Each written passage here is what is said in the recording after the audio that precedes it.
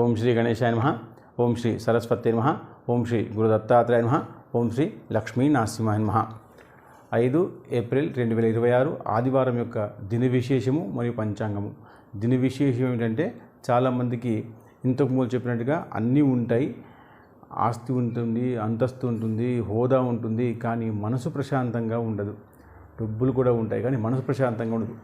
అసలు ఇవన్నీ ఉన్నా ఉండకపోయినా మనసు ప్రశాంతంగా ఉండాలి. మనసు ప్రశాంతంగా ఉండడం కోసం రోజు ఉదయం పరుపు మీద నుంచి లేచి కాలు కింద పెట్టేటప్పుడు అందరికీ వచ్చిన మంత్రమే కానీ చెప్పండి ఇప్పటి నుంచి. సముద్ర వసనే దేవి పర్వత స్థనమండలే విష్ణుపత్ని నమస్తుభ్యం పాద స్పర్శ క్షమస్వమే అని చెప్పి పెట్టండి. అలా ప్రశాంతంగా మనసు ఉండడం కోసం ఈ మంత్రం చెప్పుకుంటున్నానమ్మా అని చెప్పి మీరు కాళ్ళు పెడితే ప్రశాంతంగా ఉంటుంది. చేసి చూడండి, 16 రోజులు మీకు మార్పు ఉంటుంది. పంచాంగం ఏంటంటే స్వస్తి పరాభవనామ సంవత్సరము, ఉత్తరాయణము, వసంత ఋతువు, చైత్రమాసము. అయితే ఈరోజు బ్రాహ్మీ ముహూర్తము తెల్లవారి 5:13 నుంచి 5:41 వరకు. అయితే ఈరోజు సూర్యోదయం ఉదయం 5:52కి, సూర్యాస్తమయం సాయంత్రం 6:08 వరకు. అయితే ఈరోజు తిథి బహుళ తదియ ఉదయం 9:57 వరకు ఉంటుంది. దాని తర్వాత చవితి వస్తుంది. నక్షత్రము విశాఖ నక్షత్రం ఈ రాత్రి 10:18 వరకు ఉంటుంది. దాని తర్వాత మీకు అనురాధ నక్షత్రం వస్తుంది.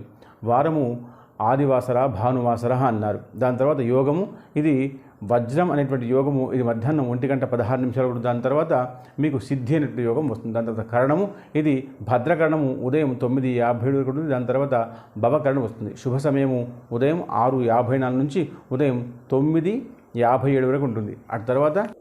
ఆ తర్వాత రాహుకాలము ఇది సాయంత్రం 4:30 నుంచి సాయంత్రం 6 గంటల వరకు ఉంటుంది.